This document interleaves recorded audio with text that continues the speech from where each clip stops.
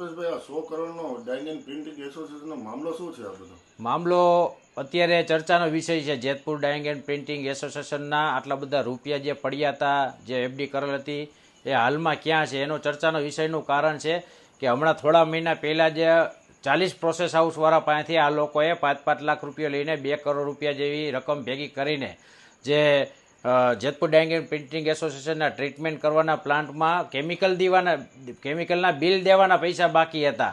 એટલા માટે ક્યાંક ને ક્યાંક પ્રોસેસ હાઉસવાળાને ફોન કરીને 5-5 લાખ રૂપિયા ઉઘરાઈને 2 કરોડ રૂપિયા ભેગા કરીને જ્યાં કેમિકલના બિલ ચૂકવણી કરવામાં આવ્યા હતા. આ બાબતે ક્યાંક ને ક્યાંક હું 100 કરોડ આસપાસની જે અટાણે હિસાબ છે એ આ લોકો પાસે માગી રહ્યો છું, પણ આ લોકો હિસાબ દઈ નથી શકતા લેખિતમાં. પહેલા મહિનામાં એક કારખાનેદારે લેખિતમાં, મારી પાસે અટાણે પ્રૂફ છે, લેખિતમાં પ્રોસેસ હાઉસમાં અટાણ સુધીના જે વહીવટ ત્યાં એફડી પડી હતી એ બાબતની 7 પેપર એને લેખિતમાં ઓસીમાં સાઇન કરીને મને વચાવેલ છે.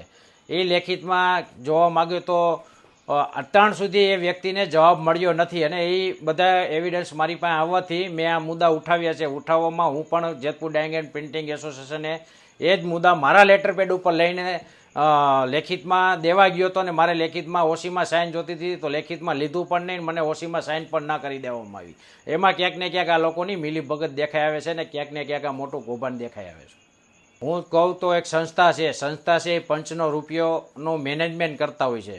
એ પંચના રૂપિયાનું મેનેજમેન્ટ હું તમને કહું તો 2018-19માં 55 CRની જે એફડી હતી, જેતપુર ડાઇંગ એન્ડ પ્રિન્ટિંગ એસોસિએશનની 55 કરોડની એફડી હતી. પછી તમને કહું તો 17 પ્રોસેસ હાઉસવાળા પાસેથી 2021માં 25 કરોડ રૂપિયા આસપાસ તેમને 17 પ્રોસેસ હાઉસવાળા પાસેથી 1.5 કરોડ રૂપિયા લઈને 25 કરોડ રૂપિયા આસપાસ તેમને જે આ પૈસા ઉઘરાવેલા હતા. પછી હું વાત કરું તો 1,10,000 સાડી અટાણે જેતપુર ડાઇંગ એન્ડ પ્રિન્ટિંગ એસોસિએશનમાં છે, તો 90,000 સાડીના 500 રૂપિયા સાડી દીઠ 500 લેખે 4.5 કરોડ રૂપિયા એ પણ ઉઘરાવેલ હતા આ લોકોએ.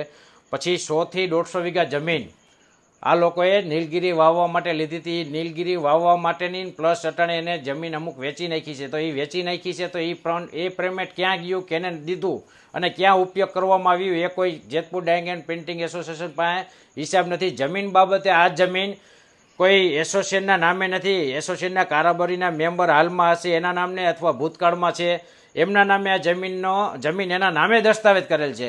તો કાલ સવારે એ માણાનું અકસ્માતિક કોઈ પણ રીતે મોત થઈ જાય તો એના વારસદાર એસોસિએશનને જમીન ન આપે તો કોણ જશે તેમની સાથે બાંધવા? તો એ પણ એકવાર ઉલ્લેખ કરીને લેખિતમાં સંસ્થાની સામે, કારોબારીની સામે, જેતપુરના કારખાનાદારોની સામે મૂકવો જરૂરી છે.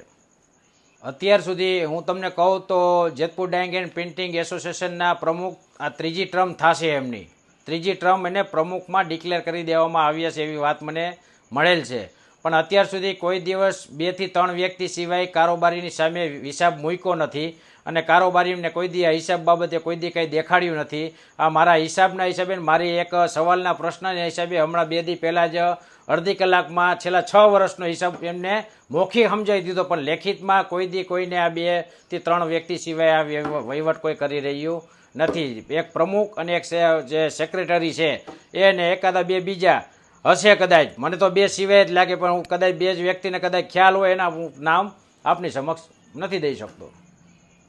અટાણે તો સંડોવાની હું વાત કરું કોઈ પણ વ્યક્તિની, એ અટાણે મારા લાયકના મોઢાના શબ્દ નથી, પણ લેખિતમાં જો આ શબ્દ આવે અને લેખિતમાં જે આ પ્રશ્નના જવાબ આપે તો ક્યાંક ને ક્યાંક આમાં બહુ મોટું કૌભાંડ નીકળે એવું મને દેખાઈ આવે છે. એટલા માટે આ લોકો મને લેખિતમાં કે કારોબારી મેમ્બરને કે કોઈ કારખાનેદારને દેવા નથી માગતા. હવે જો પહેલા મહિનાથી 8મો મહિનો છે, 8 મહિનાથી જો આ લોકોએ એક કારખાનેદારને જવાબ નથી આપી શક્યા લેખિતમાં, તો આ સંસ્થા કારખાનેદારોને, તમામ કારખાનેદારને, કલ્પેશ રાખને કઈ રીતે જવાબ આપશે એ અટાણે રસ્તો ગોતે છે. પછીનું આગલું પગલું તમારું શું રહેશે કલ્પેશભાઈ? હવે પછીનું આગલું પગલું હું તમને કહું કે મેં વારંવાર પોસ્ટ છોડેલ છે, વિડીયો છોડેલ છે કે જેતપુર ડાઇંગ એન્ડ પ્રિન્ટિંગ એસોસિએશનની કારોબારીની મિટિંગ 19 તારીખે છે.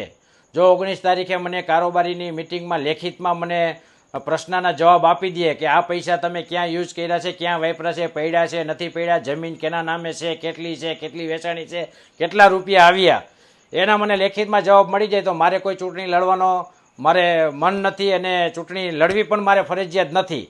મારા માટે તો જેતપુરની આવતી પેઢી અને જેતપુરના સારા ભવિષ્ય માટે મારી આ લડત છે. બાકી મારે કોઈ ચૂંટણી લઈને એસોસિએશનમાં રહેવું ના રહેવું એ મારા માટે મહત્વ નથી. મારે તો જેતપુર ડાઇંગ એન્ડ પ્રિન્ટિંગ એસોસિએશનના આજ સુધીનો હિસાબ જોઈએ છે.